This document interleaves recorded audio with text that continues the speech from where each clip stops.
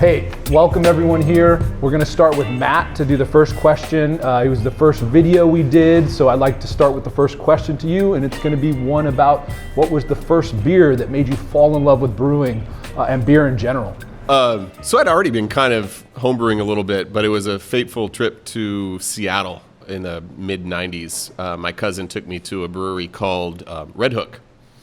And it was, obviously now it's known to be something other than it was, but back then, Redhook, their ESB was the beer that got me into craft beer.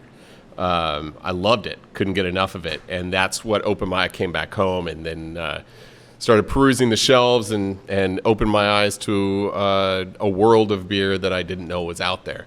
So I would blame it on Redhook for that one. Yeah. Blame it on the Redhook.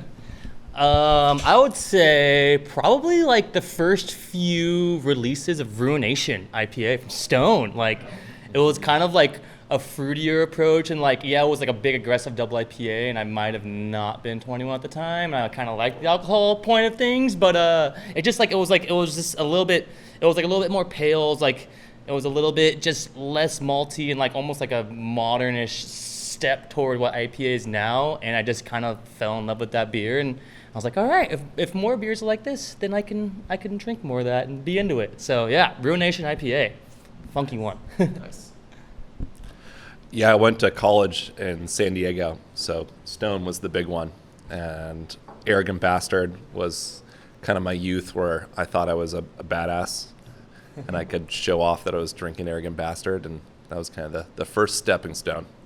I'm glad you said Redhook, because mine was also Redhook too, but it wasn't the ESB, it was their double black stout. With Starbucks coffee. It was 1996, 97. I echo Wynn's. I might not have been legal age to drink at the time, but it was great, just super malty, super thick, it was like motor oil, and I was like, I love this, and I want to drink more and make more.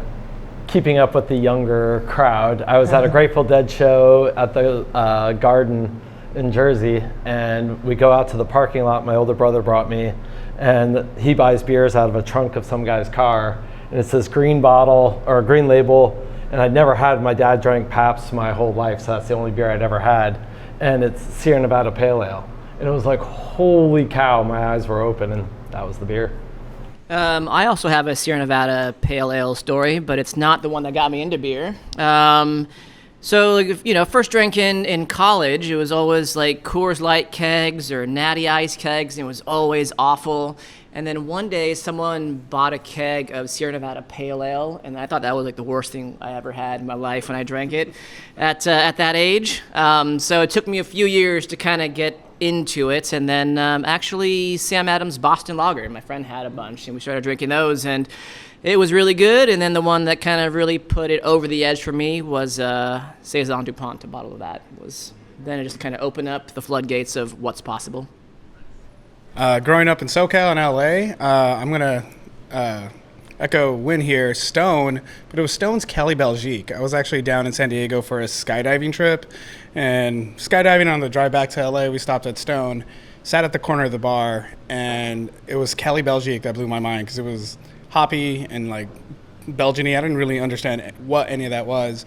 The bar manager started talking to us, and then he just started giving us pretty much every beer they had on tap, including the guest beers, one of which was DuPont.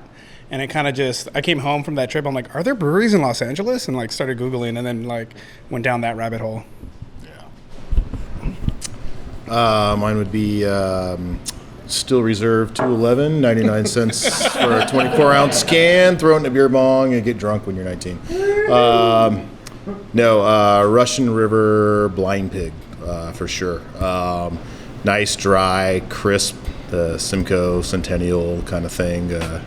That was kind of, I think Stone, we can all agree, Stone is probably what got most of us hopheads cooking, but I think Blind Pig was kind of another level beer that ultimately influenced me, so, yeah.